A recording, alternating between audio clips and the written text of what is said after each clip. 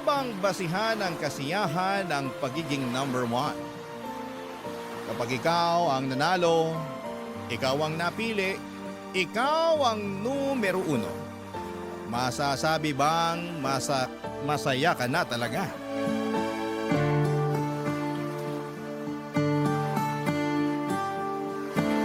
Dear Papa Dudut, naranasan nyo na ba yung hirap sa pakiramdam na mapasaya at makuha ang approval ng inyong ina? Ako mula pagkabata ay wala na akong ibang hiniling kundi ang mapasaya ang mama ko. At hindi ko alam kung bakit hanggang sa pagdadalaga ko ay hindi ko pa rin yon maibigay sa kanya. Ako nga pala si Nonay, may mommy issues. At ibabahagi ko sa inyo kung saan ito nagsimula. Bata pala mga konong mahilig si mama na isali ako sa mga pageant kahit na ayoko. Kahit alam kong hindi naman ako nababagay dito. Wala naman akong magawa dahil una ay bata pa lamang ako noon. Sumusunod lamang ako sa kagustuhan niya. Sinusunod ko lamang kung ano ang gusto niyang sabihin ko sa entablado hanggang sa damit na isusuot ko. Naalala ko pa nga na 8 taong gulang ako nung una akong sinabak ni mama sa beauty pageant. Talagang nagrenta pa ito ng dilaw na ball gown at nagtawag pa ng baklang magtuturo sa akin kung paano sumayaw sa kantang Sex Bomb. Napagastos pa nga ng todo si mama sa nagturo ng sayaw sa akin dahil natagalan bago ko ma-pick up ang sayaw Papa Dudut. Pareho kasing kaliwang pa ako pero pinilit pa rin ni mama na sumayaw ako.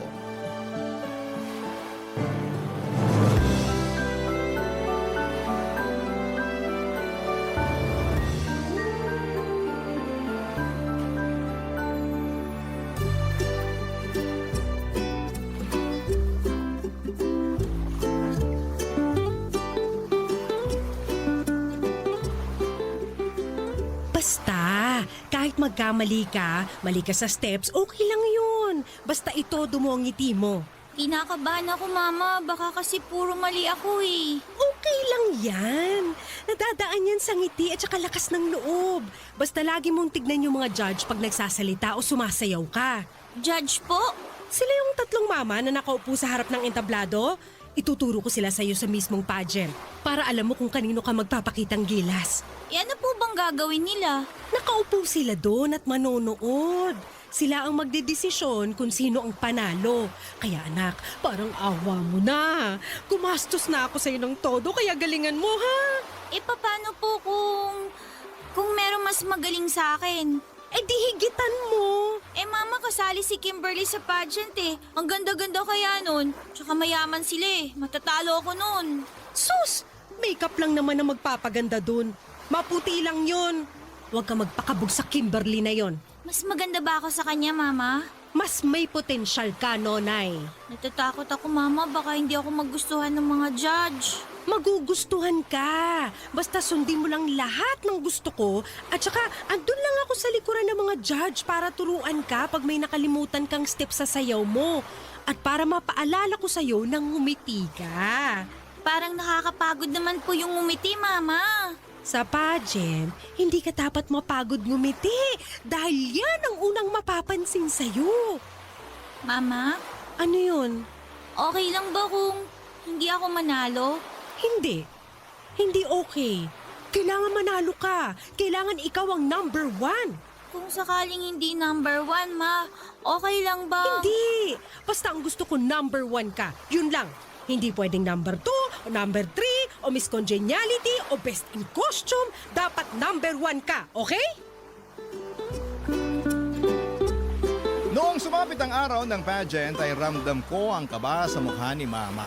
Masyado itong naging hands-on sa akin, yung tipong pati yung pag-makeup sa akin ay nakikialam siya. Muntik na nga silang mag-away noon kung hindi lang sila inawat noong kumare ni mama. Tinignan ko ang mga kasamahan ko, preparado sila mula sa makeup at costume. May nagpa-practice pa nga na para sa talent portion nila. Ang gaganda nila at wala akong laban. Mas lalo tuloy akong kinabahan noon at nadoble yon nang sumampa na ako sa stage at dahil nga sa kaba ko ay nagkamali pa ako. Hindi nga rin ako nakatingin sa judges tulad ng sinabi ni Mama dahil sa sobrang nervyos. Naging palpak yun at narinig kong pinagtawanan ako ng ibang tao. Nung i-announce nila ang top 10 ay hindi man lang ako nakaabot. Sayang naman yung pinaghandaan kong confidence para sa Q&A, hindi naman pala ako makakasali doon. Galit na galit si Mama na hinila ako palabas ng tent kung saan nandun ang mga kasamahan ko sa pageant. Akala ko noon ay uuwi na kami pero nagulat na lamang ako nang lapitan nito ang isang judges habang naka-break sila ng 10 minuto.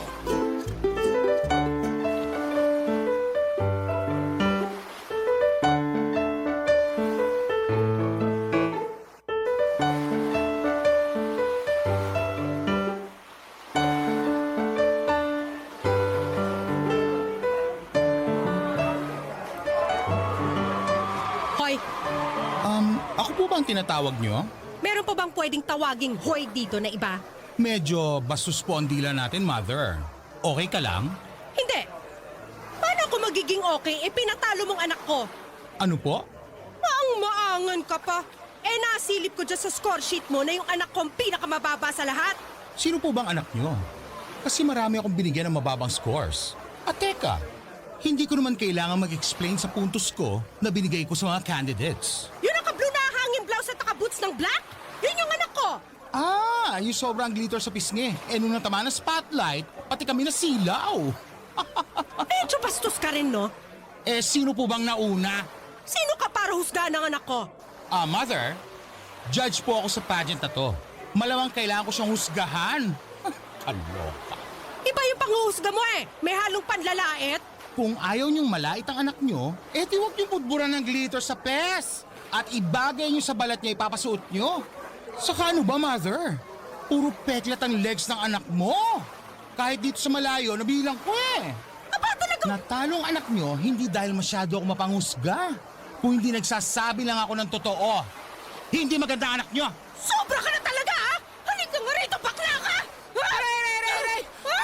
Ang pangit-pangit mo! Nag-iskandalo noon si Mama at halos hindi sila maawat dahil talagang lumaban ng sabunutan si Mama doon sa baklang judge. Nahinto tuloy pansamantala ang pageant para ayusin ang gulo. Napunta silang pareho sa barangay hall at doon ay pilit na pinag-ayos. Mabuti na lamang at hindi nagdemanda ang baklang judge kay Mama dahil kung nagkataon ay dihado kami. Pagka-uwi namin ay hindi ako kinikibo ni Mama. Alam kong masama ang loob niya sa pagkakatalo ko. Pumasok na siya sa kwarto na hindi man lamang ako inasikaso para bihisan at ayusin ang mga ginamit ko sa pageant, Papa Dudut. Mag-isa ko na lamang na naghilamos at nagtanggal ng mga anek-anek sa ulo ko.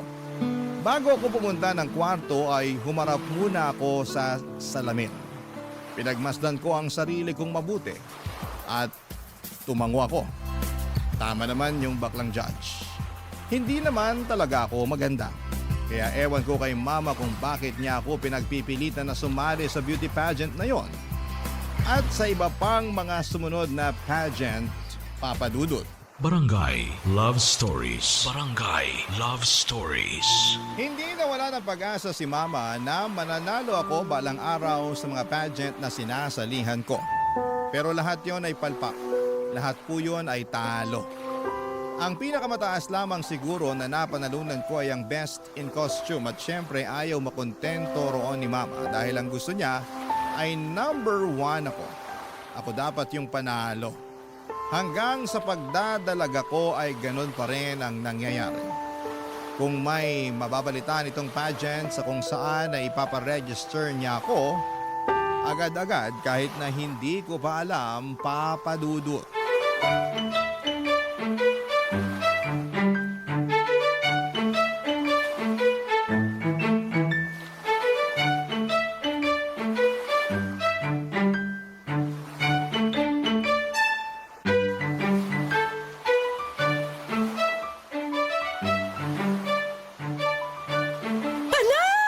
Anak! Oma, ang saya mo dyan ah. Masaya talaga. Hulaan mo kung bakit. Bumaba na ba ang bill natin sa kuryente? Hindi ka clown, huwag ka magpatawa ng ganyan. Eh ano nga po? Naibok ko na yung kakilala ni Tina na choreographer. Bali-balita kasi na sobrang galing nun. At saka nakakita ko ng magandang gown Para po saan, ma? sa pageant na sasalihan mo next month. Unang Sabado sa kabilang barangay. 3 months ago pa pala nung mai-register kita, nakalimutan ko lang sabihin. Kaibigan ko nung high school yung organizer, kaya naisingit ka kahit wala ng screening. Po? Eh bakit ngayon lang po niyo sinabi sa akin yan? Ano ba diferensya kung kahapon o ngayon ko sinabi? Sa dulo sasali ka pa rin naman. Eh ma, may NSTP ako tuwing Sabado eh. Sana in-inform niyo muna ako sa date ng pageant bago niyo ako sinali. Wala akong pakialam. Gabi naman ang pageant kaya hindi masasagasaan yung NSTP mo. 5 to 6 p.m. ang klase ko sa NSTP, ma. Alas 8 naman ang pageant. Anong problema doon? Ma, ayoko naman yung gipit masyado sa oras. Kaya yan! Magaling ang makeup artist na nakuha ko. Alam na niya ang gagawin sa mukha mo kaya hindi na mangangapayan sa ipapahid sa iyong kolorete. Pero ma kasi... Walang pero-pero, nonay, ha? Nakapag-advance na ako ng bayad sa magtuturo sa inong sayaw eh. Umayos ka dyan! Hindi ko pinupulot ang pera. Hindi sana, hindi niyo po muna ako sinali sa pageant na yan para hindi kayo gumastos. Sabi mo? Wala po, ma. Sabi ko sana makahabol ako sa pageant. Kailangan humabol ka talaga. Hindi pwedeng hindi. At siguruhin mong mananalo ka na this time. Eh paano kung bokeh pa rin? Hindi. Malakas ang pakiramdam ko na ito na yung unang panalo mo at magtutuloy-tuloy na to. Yan din naman yung sinabi niyo sa nakaraang sinalihan ko eh. Iba ngayon. Matindi ang vibrations ko. Iba eh. Teka, saan ka pupunta? Sa kwarto po. Anong gagawin mo? Magpa-practice na pong ngumiti, baka palpak na naman eh. Kung ngingiti ka kasi, huwag kita gilagid. Hindi pink ang gums mo, anak. Saktuhang ngiti lang, okay? At tulad nga po ng inaasahan ay natalo pa rin po ako sa pageant na yon. Mali na naman ang vibrations ni Mama na paulit-ulit niyang sinasabi. Hindi na naman ako number 1. Kahit bongga na ang naging pagsayaw ko with matching backup dancers pa, ay wala pa rin akong binatbat sa ibang mga kandidata na tanging ganda lamang ang nilatag. Doon po ako nagkulang. Aminado naman ako na hindi ako maganda lalo na noong nagdalaga ko. Kaya nga nagtataka rin ang lahat kung bakit ako sumasali pa rin, gayong alam ko naman sa sarili kong hindi pang beauty pageant ang mukha ko. Well, alam ko naman ang sagot doon. Maraming kakilala si Mama sa mga nag-o-organize na mga pageant na ito. Kaya ako napapasali kahit na wala ngang screening. Pasok agad. Brasuhan, ika nga. Kumbagay parang nagiging panggulo lamang ako o dagdag option sa mga papatalunin sa mga pageant na yon. Tuwing natatalo ako ay laging galit si Mama. Tuwing natatalo ito, ako ang pinag-iinitan niya at tuwing natatalo ako ay hindi niya ito tatanggapin. At laging sasabihin na luto daw ang laban.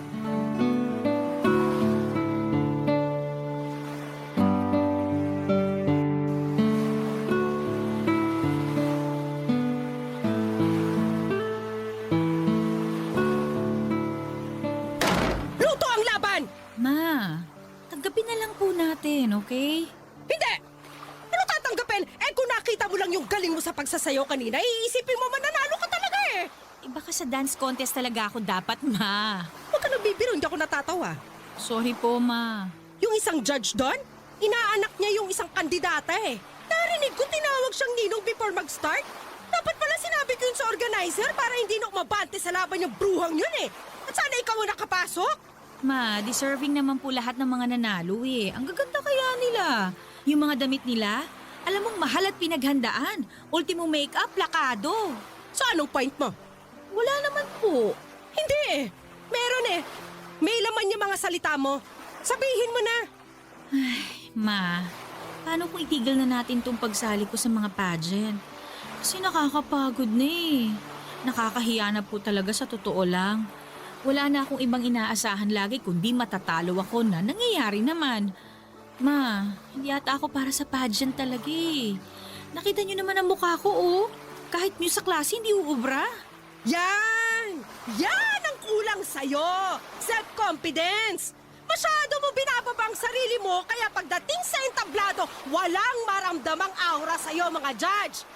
Yan ang dapat nating i-workout next time. Ma, hindi lang po self-confidence eh. Hindi po ako maganda. Hindi ako matangkad. Magpakatotoo na lang po tayo, Ma. Alam na alam niyo naman yan. Kahit mga makeup artist ko, alam yan eh. Hirap nga silang lapatan ng tamang makeup ang mukha ko kasi parang walang bagay eh. Ma, alam ko at okay lang yun. Hindi ako maganda, tanggap ko yun. Wala akong anak na pangit. Umayos ka dyan. Huwag mong sasabihin yan dahil nung dalaga ako, kamukha mo ko. Para mo na rin sinabing pangit ako. Eh, hindi naman sa ganun, Ma. Ang sa akin lang, baka oras na para tanggapin natin na hindi po talaga pang pageant ang beauty ko.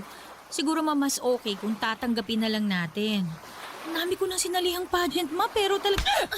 Hindi tayo titigil hanggat hindi ka nananalo at hindi ka number 1! Kinagulat ko po ang malakas na sampal na yon ni Mama. Maayos po ang pag-uusap namin, kalmado at parang nagbibiruan pa nga tapos bigla na lamang ako nitong sinampal. Hindi ako nakapagsalita noon. Alam kong masama lang ang loob nito sa naging resulta ng pageant. Malaki din kasi ang nagastos niya roon pero hindi naman niya kailangang gumastos pa kung papayag siya na ihinto na namin ang ilusyon niya na magiging number 1 ako sa mga beauty pageant. Malabo yon. Mapabilang nga lang sa top 10 sobrang labo na. Yung manalo pa kaya. Hindi pa rin nawala ng pag-asa si Mama na balang araw ay makakamit ko ang pagiging number 1. Hanggang sa isang araw, nakaisip ito ng plano kung paano ako mananalo. At totoo lang, Papa Dudut, natakot po ako para sa planong ito. Barangay Love Stories. Barangay Love Stories. Naisip ni Mama na iparetoke ako.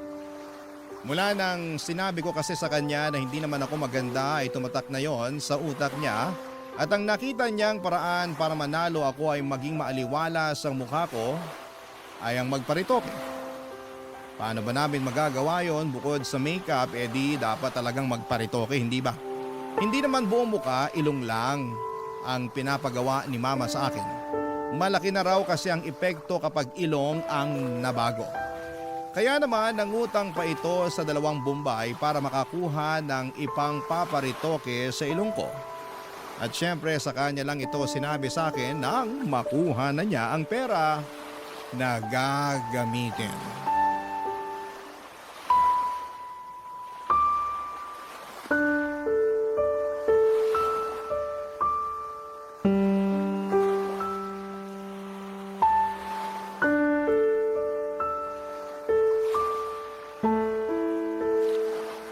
Ma, ayoko. Hindi pwedeng hindi. Takot ako magparitoke, Ma. May anesthesia naman.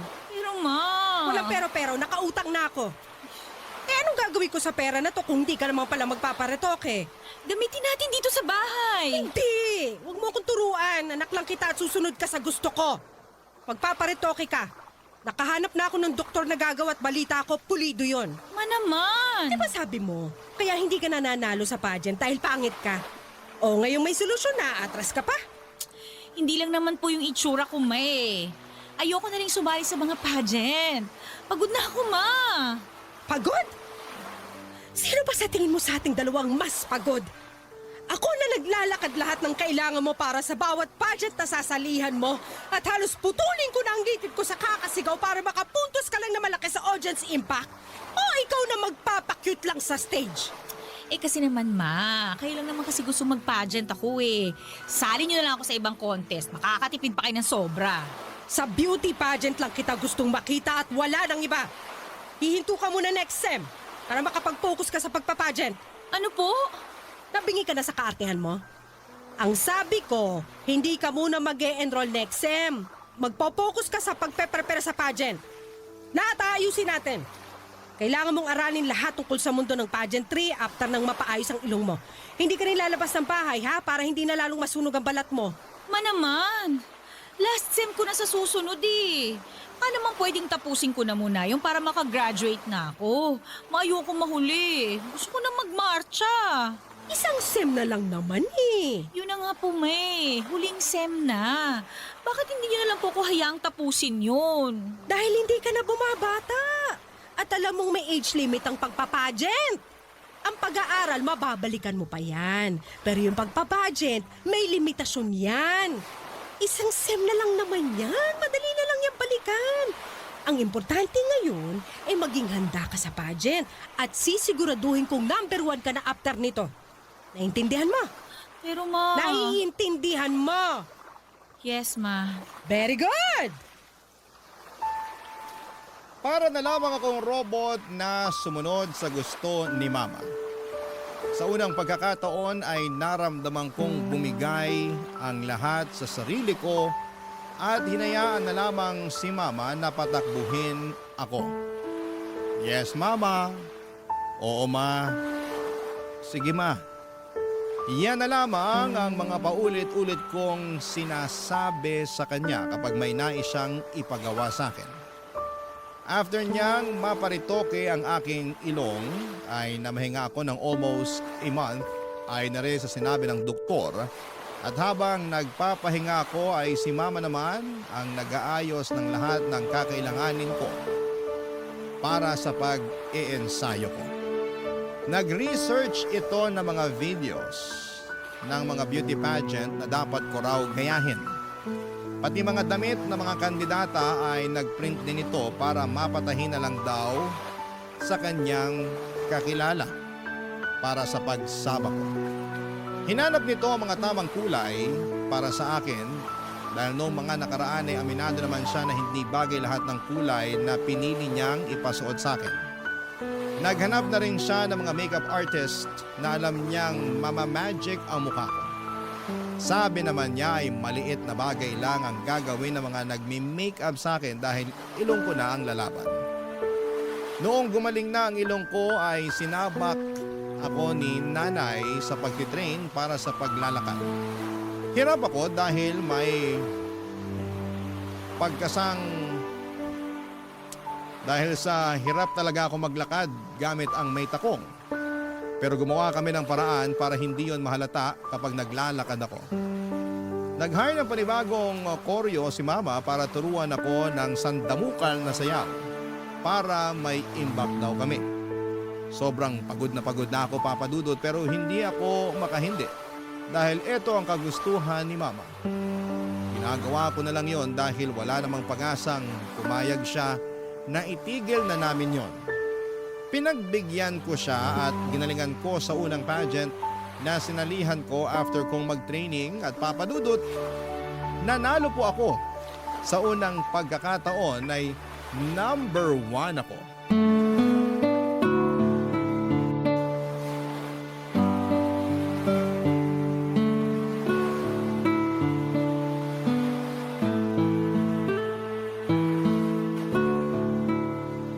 Congrats, anak! Nilampasan mo lahat ng kalaban! Nakita mo yung first runner-up? Halos pagwala nung in-announce na ikaw ang panalo? Bruha! In-expect pa talaga niya na siyang mananalo base dun sa suot niyang gown na pinagbuka siya naglalakad na pinya? Mauna na po ako sa kwarto. Maaga pa. Dito ka muna. Pag-usapan pa natin yung susunod mong gagawin sa next pageant mo. Naku anak, ito na yon. Tuloy-tuloy na ang pagiging number 1 mo. Number 1 ko o number 1 nyo? Anong sinasabi mo dyan? Hindi naman talaga para sa akin ang number 1 na yan, di ba? Para sa inyo yan eh. Mula pa lang sa simula, para sa inyo na talaga yan. Alam mo anak, pagod ka lang kaya... Yes, ma. Pagod na ako. Matagal na. Dati pa. Ano bang pinagpuputok ng butsi mo dyan? Nanalo ka na, di ba? Number 1 ka na, di ba? Bakit parang ang sama-sama pa ng loob mo? Masama ang loob ko kasi wala kang pakialam sa nararamdaman ko. Laging kayo. Kayo na lang yung nasusunod. Wala na akong boses para sabihin sa inyo na ayoko kasi pinipigilan niyo ako. Puro na lang kayo ang nasusunod. Paano naman ako, ma? Paano naman yung gusto ko? Di ba sabi mo gusto mo rin to? Gusto mong maging number 1? Kasi yun yung gusto niyo eh. Yun yung magpapasaya masaya sa inyo. At gusto nyo maging masaya kayo kasi kapag masaya kayo, doon ko lang nararamdaman na mahal ninyo ako. Na anak mo ako. Pwede ba? Bukas na lang natin to pag-usapan. Masyado ka lang emosyonal dahil first time mong manalo. Pumunta ka na sa... Hindi, Ma. Pag-usapan natin to ngayon para matapos na. Tagal ko na nahimik eh. Ang tagal kong pinagbigyan kayo. Balato nyo na sa akin to. Ano ba talagang gusto mo mangyari, ha? Maging masaya kayo para sa akin kahit hindi ako yung number one. Mahalin niyo ako kahit hindi ako yung number one. Hindi ka pwede maging masaya kung hindi ka number one. Bakit hindi? Kasi alam ko ang pakiramdam na hindi number one. Alam ko yung pakiramdam na pangalawa na lang lagi sa lahat. Nung bata ako, lagi ako na ikukumpara sa kakambal ko. Sa tiyahin mo. Lagi akong pangalawa sa kanya mula sa talino hanggang sa ganda. Pareho kaming sinasali sa mga pageant ng lola mo. At kahit halos magkamukha kami, siya pa rin yung nananalo. Ma, hindi ko po... Pag-uwi ng bahay, sisirain ng lola mo yung gown na suot ko dahil sa sobrang galit. Habang suot-suot ko yon.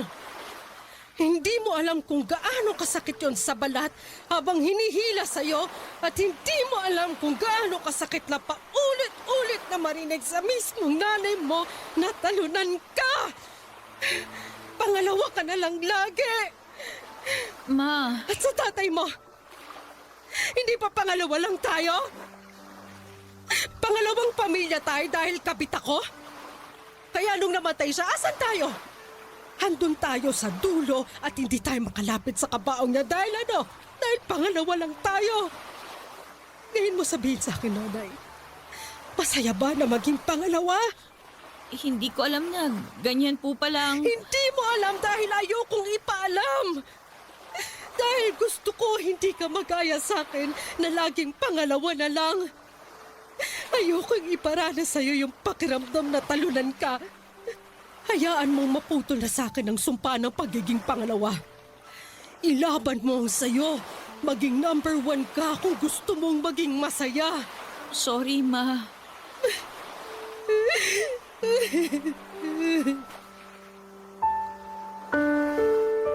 Papa Dudut, hindi ko po alam kung paano lalapitan noon si Mama matapos itong umiyak sa unang pagkakataon. Ito ang unang beses na nakita kong nanghina siya at nakaramdam ako ng konsensya. Dahil ako ang dahilan noon, Papa Dudut.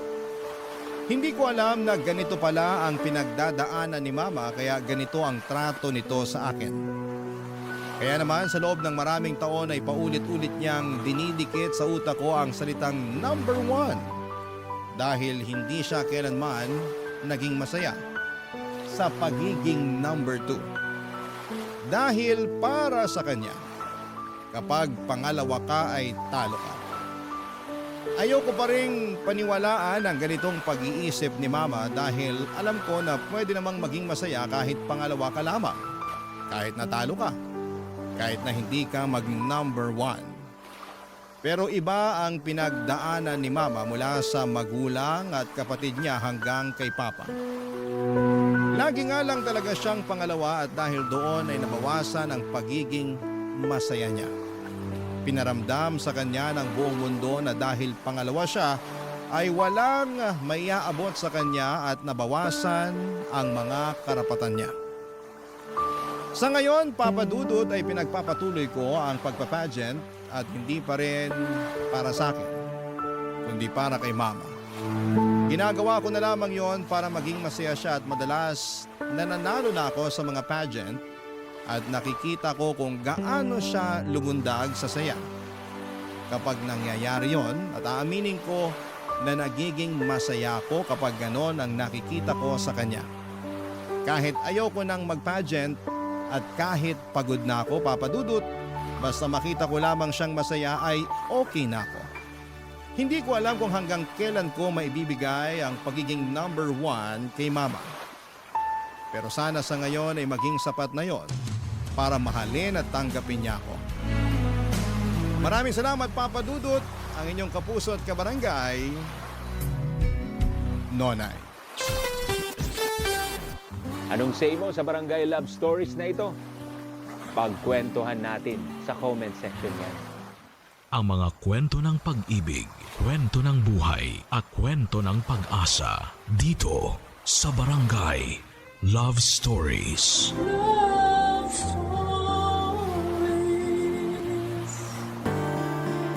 Mahirap pumili kung saan ka liligaya, lalo na kung may isang masasaktan. Pero sa bawat desisyon ay may kapalit na aral na magtuturo sa atin kung paano maging totoo sa sarili. Ikaw, kabarangay, pipiliin mo ba ang taong mahal ka o ang taong mas nakakaunawa sa iyo?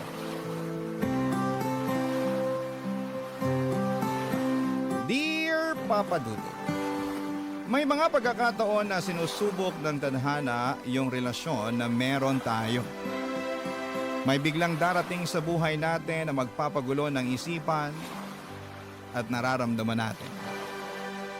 At magpaparealize kung totoo bang masaya pa tayo sa buhay na meron tayo.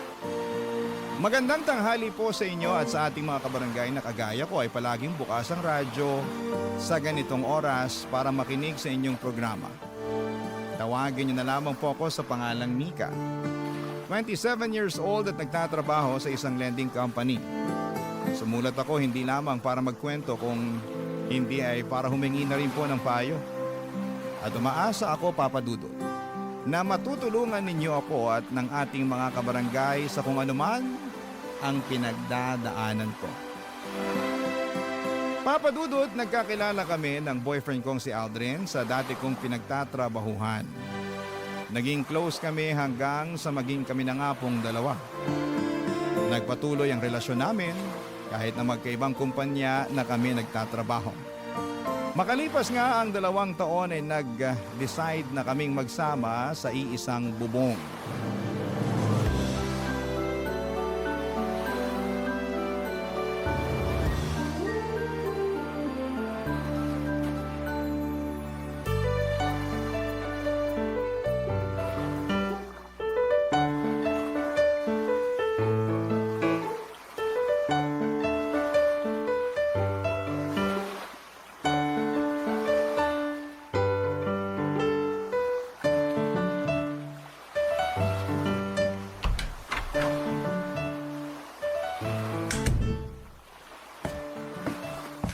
Han, nakauwi ka na pala. Oo. Ay, sa wakas. Nakauwi na rin dito sa apartment. Teka, bago tong sofa set dito sa sala. Ay, teka lang ha. Maglalabas ako ng juice at empanada. Sige lang, Han. Makaupo na nga muna dito sa sofa. Uy, lambot naman ito. Parang sarap matulog dito. Hindi ko binili yung sofa na yan para iwanan mo kung mag-isang natutulog sa kama natin sa kwarto, no? Joke lang naman yon. Siyempre, mas gusto pa rin kitang katabi sa kwarto, no? Ay, eto na nga pala yung juice at chicken empanada na merienda mo. Uy, thank you, Han. Sakto kasi nagugutom na rin ako, eh. Sarap nitong empanada. Saan mo napilutan? Anong saan ko binili? Ako ang gumawa ng empanada na yan, no? Pwede nga. Aba, ayaw mo pa talagang maniwala, ah. Baka gusto mong silipin yung kusina para makita mo ang mga kalat ko dun. Dahil sa paggawa ko ng mga empanada na yan.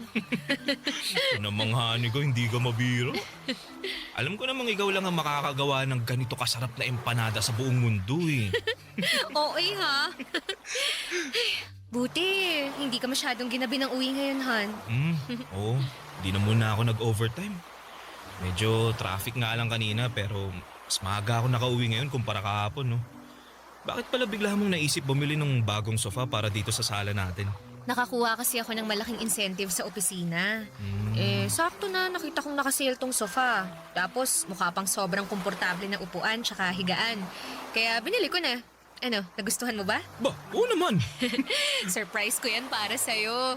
Kasi sinurprise mo ako sa oven na binili mo para sa akin nung nakaraang buwan. An, di ba naman kailangan na suklian yung mga binibigay ko para sa'yo? Alam ko naman yun. Gusto ko lang din talaga na magkaroon ng bagong sofa dito sa sala natin. Tsaka karamihan kasi sa mga gamit natin dito sa apartment, ikaw ang bumili eh. Oh, ano naman kung ako ang gumastos o bumili sa mga yon? Sinabi ko naman sa'yo dati pa, di ba? Lahat ng bibilin kong gamit, gamit mo na rin. Kasi magkasama na tayo sa iisang bahay. Mag-asawa na nga tayo halos sa mga mata ng ibang tao eh. Kasal na lang talaga ang kulang sa ating dalawa. Pakakasalan mo naman ako, di ba? Ano ba namang klaseng tanong yan?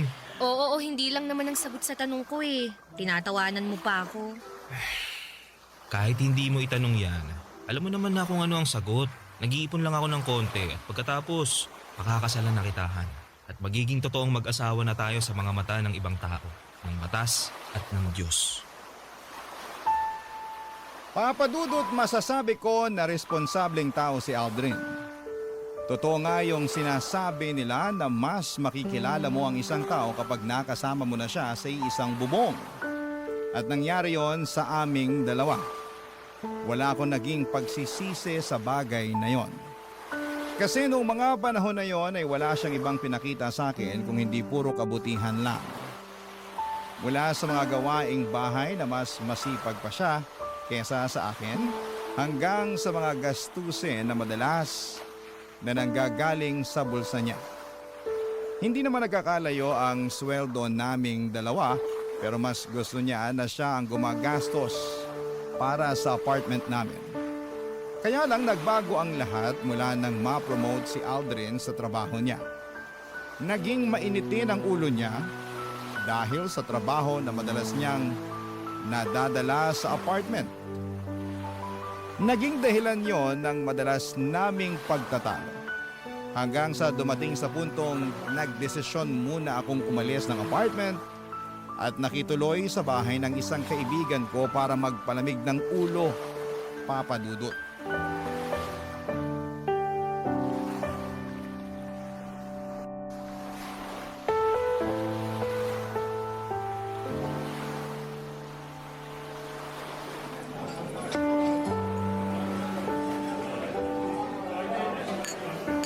Alak pa, Mika!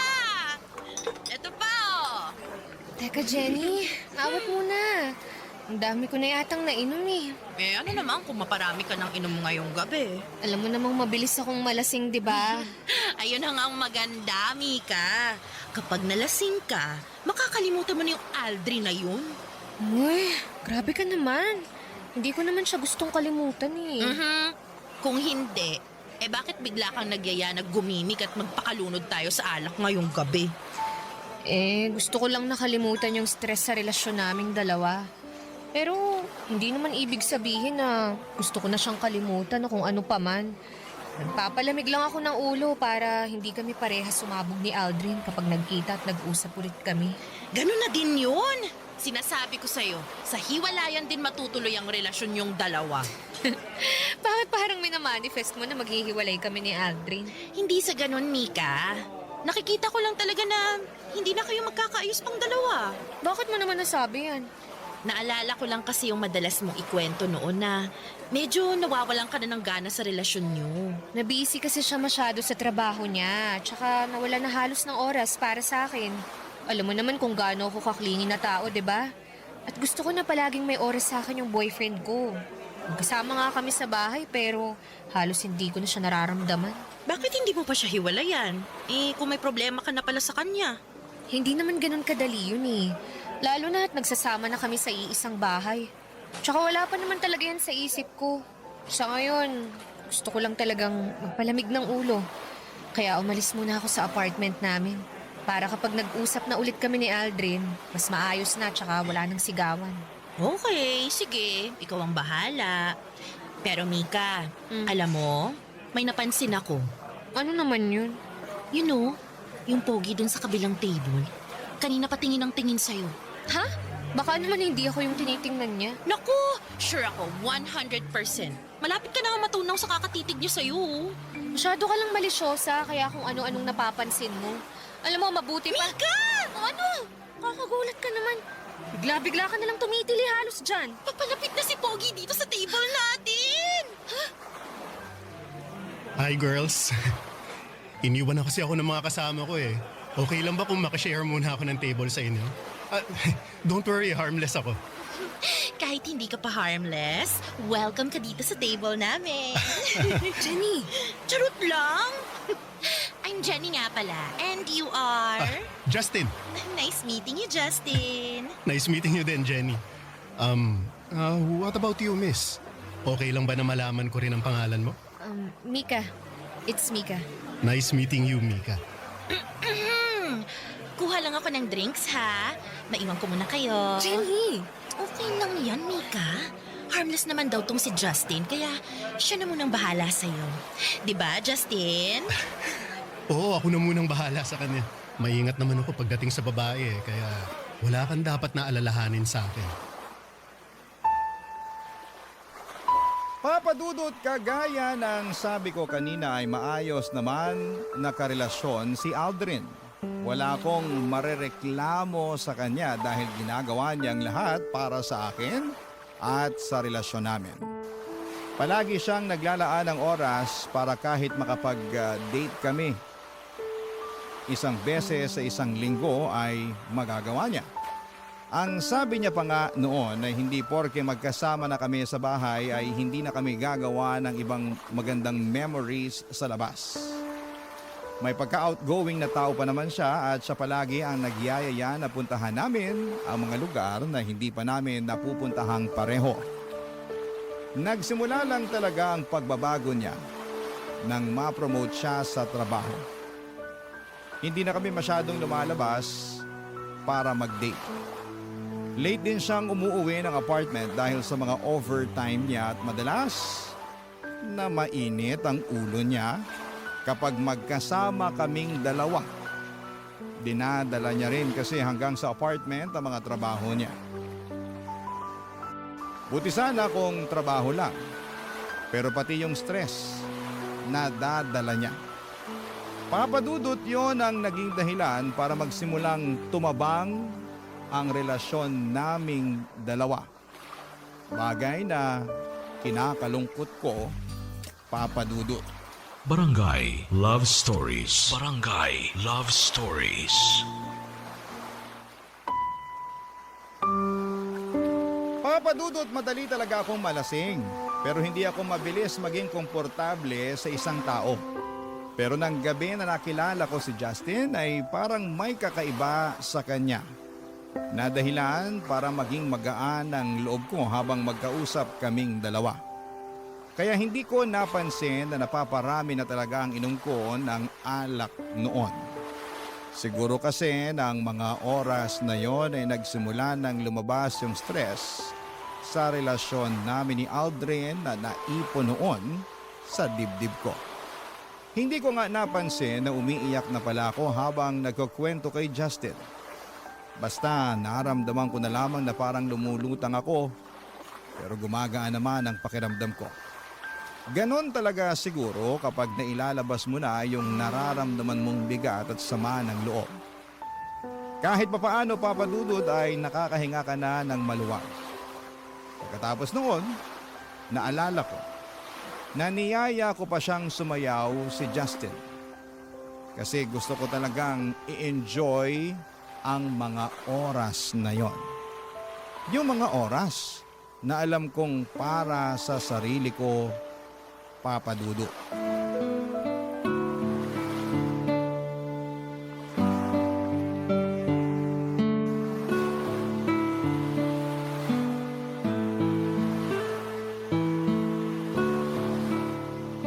Grabe. Sobrang sakit ng ulo ko.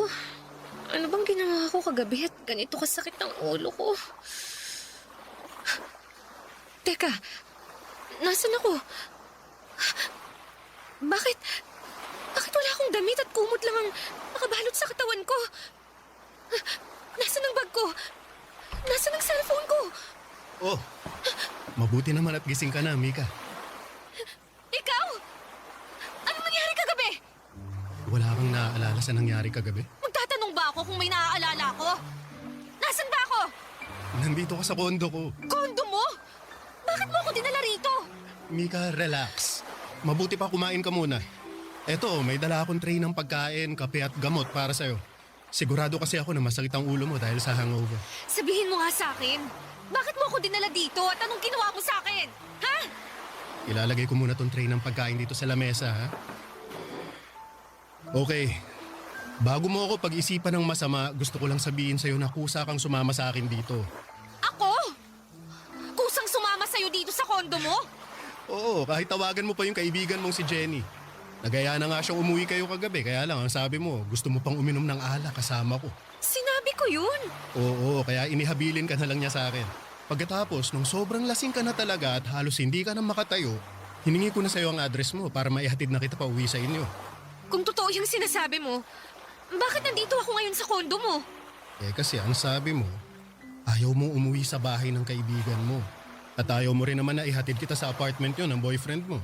Tapos tinanong kita kung saan mo gustong magpahinga. Ang sabi mo, dalhin na lang kita sa place ko. Kaya dinala mo ako dito para masamantala mo ang kalasingan ko, ha? Mika, ikaw ang unang humalik sa akin pagpasok pa lang natin ng kondo ko. Wala akong balak na masama sa'yo. Ang gusto ko lang makapagpahinga ka saglit dito sa place ko hanggang sa maging okay ka na.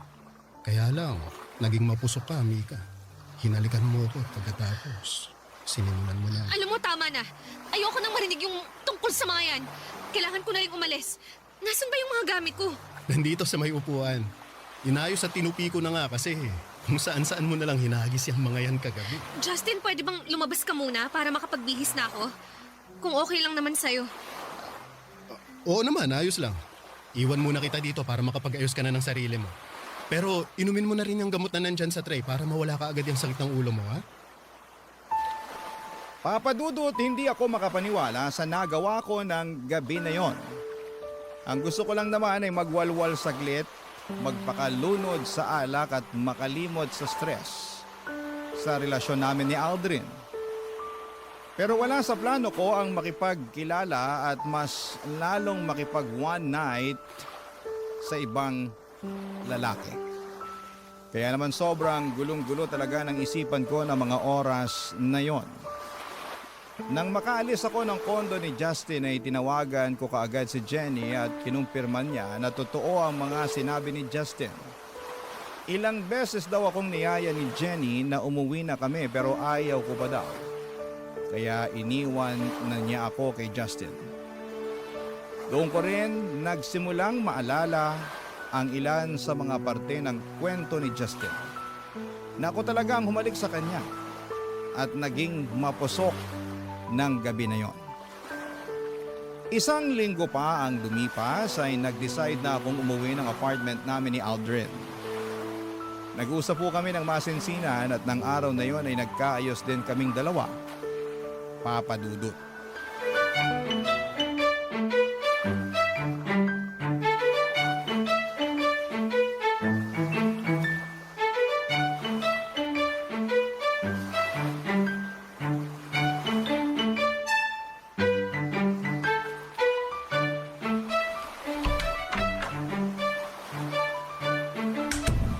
Oh, Han! Nang aga mo namang nakauwi. Nauna ka pa sa akin ngayon dito sa apartment. Natapos ko kasi ng maaga ang trabaho ko kanina eh. Adobo ba yung naaamoy ko? Oh, niluto ko yung paborito mong chicken pork adobo. Ay, wow! Talaga? Namiss ko yan, ha? Sakto nga ang uwi mo kasi kakatapos ko lang ding magluto eh. Upo ka na dito para makakain na tayo. Sige. Ito na ang paborito mong chicken pork adobo. Yun, oh. Paglalagay na kita sa plato mo ah. Sige. Yan. Tikman mo na Han. Sige, Han.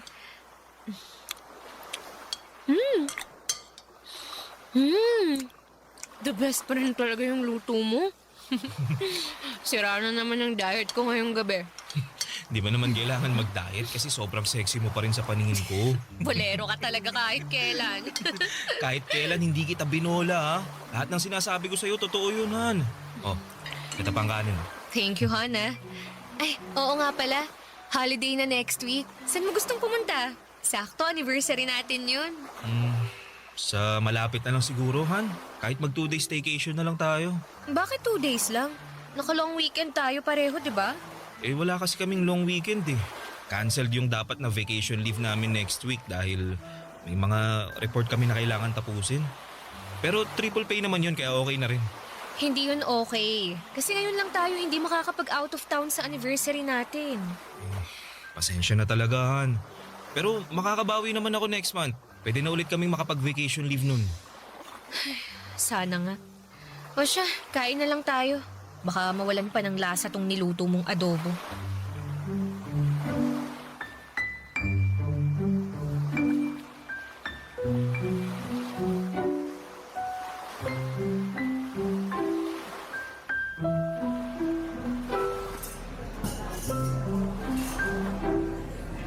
Ay, ang tagal naman ni Jenny. Kanina pa ako naghihintay sa kanya dito sa coffee shop eh. Mika, Justin? sabi na ikaw yan eh. Sinong hinihintay mo? Boyfriend mo ba? Hindi. Si Jenny. May usapan kasi kaming magkikita kami ngayon dito sa coffee shop. Ang tagal nga niya eh. Okay lang ba kung makashare muna ako ng table habang hinihintay mo siya? Oo naman. Thank you. Oh, kumusta ka naman? Ayos lang. Ikaw, kumusta ka? Ayos lang din. So, nagkaayos na kayo ng boyfriend mo? Oo. Doon na rin ulit ako nag-i-stay sa apartment namin. Mabuti naman kung ganun. Mika, sorry dun sa nangyari sa atin last time. Alam mo, na-realize ko na tama ka sa sinabi mo. Parang nasamantala ko nga yung kalasingan mo nun. Dapat hindi ko hinayaan na madala ako sa ginawa mo kasi lasing ka lang naman ng mga oras na yun. Ayos lang yun. May kasalanan din naman ako eh. Dapat hindi ako uminom ng marami at nagpakalasing kasi hindi ko talaga nakokontrol ang sarili ko. Kaya pasensya na rin kung nagkalat pa ako sa kondo mo. Hindi ka naman nagkalat doon. Umalis ka pa nga kaagad pagkatapos mong magbihis eh. Sa totoo lang, Justin, nahihiya ako sa ginawa ko kaya umalis na lang kaagad ako nun. Pero thank you pa rin kasi inasikaso mo ako hanggang sa umagang yun.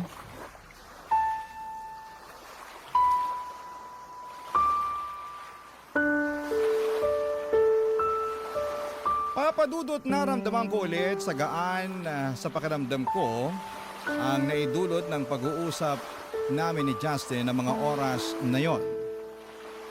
Sa totoo lang, pagkatapos ng huling pagkikita namin ay may mga oras na hinahanap-hanap ko siya. Hindi ko lang ini-entertain yung nararamdaman ko na yon kasi alam ko na mali talaga. Pero sa muling pagkikita naming dalawa ay parang bumalik lahat ng pananabik na nararamdaman ko para sa kanya. Sakto pa na hindi ako sinipot ni Jenny ng araw na yon kaya mas mahaba ang naging oras ng pag-uusap namin ni Justin. Marami kaming napagkwentuhan kasama na ang tungkol sa relasyon namin ni Aldrin. Naalala niya raw kasi yung iako ng gabi na magkasama kaming dalawa. Nararamdaman niya raw ang pagod at stress ko ng mga oras na yon. Akala nga daw niya ay tuluyan na akong makikipaghiwalay kay Aldrin. Pero sinabi ko na ayoko na ring basta tapusin ang ilang taon na relasyon naming dalawa, Papa Dudut. Barangay Love Stories. Barangay Love Stories. Papa Dudut, naging madalas ang pagkikita at pag-uusap namin ni Justin noon. Hindi na lang tungkol sa relasyon namin ni Aldrin ang mga topic naming dalawa. Mga random topic na minsan nga ay wala ng kwenta pero pinag-uusapan pa rin namin. Nang mga panahon na yon ay naging mas busy naman si Aldrin sa trabaho. Kaya mas madalas ko pang ang kausap si Justin. Mas marami akong oras sa kanya kahit si Aldrin ang kasama ko sa bahay. Minsan nga ay pinupuntahan pa ako ni Justin sa opisina. Niyayaya niya akong magkape bago ako umuwi. Sa kanya ko naman nakukwento ang mga stress ko sa trabaho. Doon ko nagsimulang maramdaman na nagsisimula ng magkaroon ng espasyo si Justin sa puso ko. Sa maniwala kayo at sa hindi ay sobrang pinipigilan ko po yun. Kaya lang kasi nagsimula ng maibigay sa akin ni Justin ang mga bagay na hindi na ibibigay sa akin ni Aldrin noon. Ang atensyon, ang pag-aalaga, at oras niya, Papa Dudut. Napag-date din ulit tayo, Han. Oo nga eh. Akala ko hindi ka na magkakaroon ng oras ulit para sa akin. Sabi ko naman sa'yo, babawi ako. Bumibelo lang talaga ako. Naiintindihan ko naman kasi mag-iisang taon ka palang halos sa bagong posisyon mo sa opisina. Salamat sa pag-intindi palagi sa akin, Han, ha. Alam ko na ikaw yung pinaka nahirapan kasi madalas sinasalo mo yung init ng ulo ko eh. Pero sana wag mong kalimutan na ginagawa ko lahat to para sa future nating dalawa, ha. Konti na lang. Pwede na nating malipatan yung hinuhulugan kong bahay. Tsaka makakakuha na rin tayo ng kotse kaya masusundo at maihatid na rin kita sa trabaho mo. Sabi ko naman sa'yo, tutulungan na kita sa pagbabayad sa mga yan. Para hindi ka na nahihirapang mag-budget. Hindi na kailangan kasi kaya ko namang hulugan lahat eh. Mas kailangan ko na lawakan mo yung pag-unawa mo sa akin. Sa mga ginagawa ko sa trabaho ko, mas kailangan kita sa tabi ko. Kahit kailan, hindi ako nawala sa tabi mo, Han. Alam ko, kaya malaki yung pasasalamat ko sa'yo kasi hindi ka napagod sa akin. Kaya nga gusto ko sana na ibigay sa'yo to. Anong laman ng maliit na kahon na yan? Buksan mo para malaman mo. Sige. Han, para saan ang singsing na to? Han, gusto ko magsimula tayo ulit. But this time, gusto ko ibang level naman.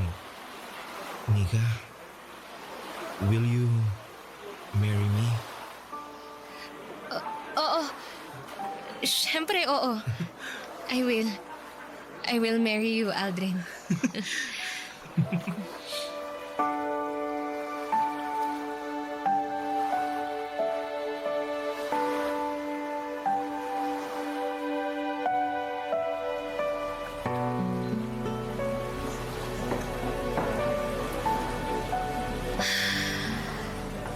O, bakit ang lalim naman ng buntong hininga mo?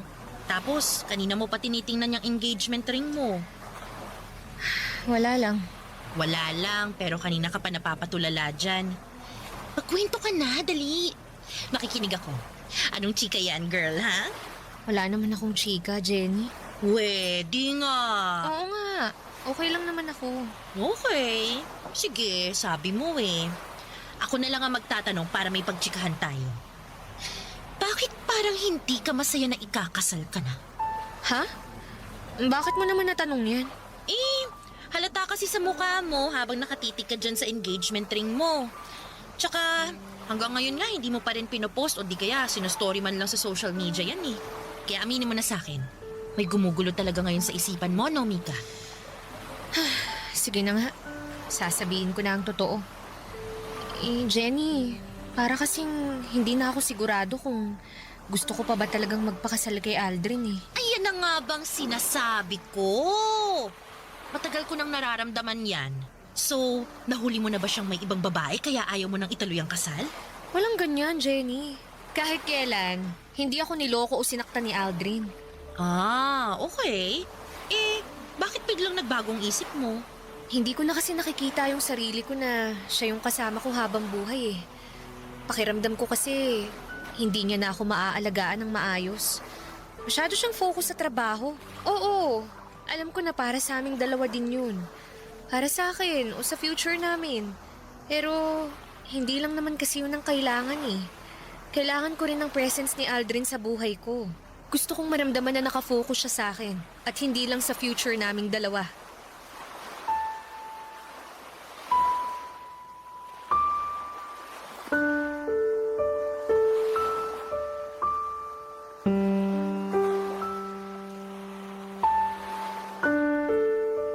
Papadudod sa ilang taon na relasyon namin ni Aldrin ay never siyang gumawa ng kahit na anong bagay para masaktan ako. Naging faithful siya sa akin kaya lang nang mas makilala ko siya. Na-realize ko na marami din pala kaming pagkakaiba. May mga katangian siya na hindi ko alam kung gugustuhin ko bang makasama sa panghabang buhay. Dumagdag pa ang presence ni Justin sa buhay ko. Si Justin na mas nabibigay ang oras na hinahanap ko mula kay Aldrin. Pero mula nang tanggapin ko ang alok na pagpapakasal ni Aldrin sa akin ay naisipan ko na kailangan ko nang itama ang lahat sa buhay ko. Hindi pwede na magpatuloy pa ang kung anuman ang nararamdaman ko para kay Justin. Ayaw ko nang patuloy na magkasala sa relasyon namin ni Aldrin. Kaya naman nag-decide ako na simulan ng iwasan si Justin, Papa Dudut.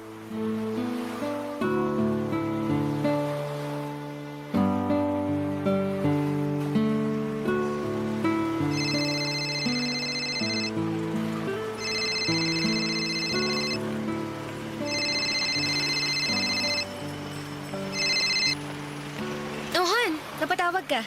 Itatanong ko lang kung pauwi ka na. Oo, kakalabas ko lang ng opisina namin. Bakit? Malilate kasi ako nang uwi sa apartment eh.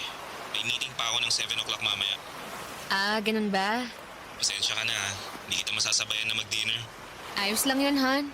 Nag-order na nga rin pala ako ng food para sa dinner mo. Pinakiusapan ko na lang yung kapitbahay na i-receive yung order kapag wala ka pa. Thank you, Han. Pero dapat hindi mo na ginawa yun. Pwede naman akong bumili ng pagkain bago ako umuwi eh. Pambawi ko man lang kasi ang sabi ko, sabay tayo magdi-dinner ngayon, di ba? Han, kailangan ko na rin bumalik sa loob ha. Tatawagan na lang ulit kita mamaya. Bye. I love you. Sige, Han. I love... Huh? Binaba na pala niya. Ay, makapunta na nga sa may waiting shed para makasakay na ako ng taxi. Mika, Justin, anong ginagawa mo rito? Wala naman tayong usapan na magkikita tayo ngayon eh. wala nga pero gusto kasi kitang makita kaya pinuntahan kita dito. Bakit? May problema ba? Kung meron, tinext mo na lang sana ako kaya tinawagan mo na lang ako. Mika, bakit mo ba ako iniiwasan? Ha? Saan naman galing yan? Hindi kita iniiwasan, Justin. Kung hindi, bakit hindi mo na sinasagot ang mga text o tawag ko? Naging busy lang ako sa trabaho. Yun lang yun. Mika, may problema ba tayo? Ano bang sinasabi mo? Wala naman tayong problema, Justin. At wala tayong dapat na maging problema. Talaga? Wala? Wala kang gustong sabihin? Hindi mo ipapaliwanag kung bakit mo ako iniiwasan? Sa ibang araw na lang tayo mag-usap. Kailangan ko nang umuwi. Mika, sandali. Bitiwan mo nga ako! Mag-usap nga kasi muna tayo. Huwag mo akong talikuran. Mahirap pa talagang intindihin na wala tayong dapat na pag-usapan, Justin. Gusto kita at alam kong gusto mo rin ako kaya mo ako iniiwasan. Justin, ikakasal na ako. Alam ko, sinabi sa akin ni Jenny. Pero hindi mo naman na siya mahal, di ba? Mika, aminin mo na yung totoo. Gusto mo na rin ako at ayaw mo nang magpakasal kay Aldrin. Gusto mong malaman yung totoo? Sige, aaminin ko na. Nalilito na ako sa nararamdaman ko ngayon. Litong-lito na ako kasi pakiramdam ko, may nararamdaman na ako sa iyo, Justin. Ayun naman pala eh. Bakit hindi mo na lang hiwalayan si Aldrin? Hindi ganun kadali yun. Bakit nga? Ako naman na yung gusto mo, di ba? Kaya iwanan mo na yung lalaking yon, Mika. Iwanan mo na siya para sa akin. Gulong-gulo ang isipan ko noon, Papa Dudut. Pero syempre, hindi ko hiniwalayan ang boyfriend ko. Ayokong basta na lamang itapon yung ilang taon ng relasyon naming dalawa. Aldrin is a very responsible partner and a good provider. Sadyang hindi lang siya perpekto at may kaunting pagkukulang. Ang pagkukulang na natagpuan ko kay Justin. Sa totoo lang kasi ay mas napupunan niya ang emotional needs na kailangan ko. Para bang hindi ko na kailangang magkwento sa kanya o sabihin kung ano man ang problema ko. Nababasa na kaagad niya kung ano ang nasa isipan at nararamdaman ko. Kaya nga mabilis na nahulog ang loob ko sa kanya. Kasi nakita ko na mas naiintindihan niya. Papadudod hanggang ngayon ay naguguluhan pa rin po ako.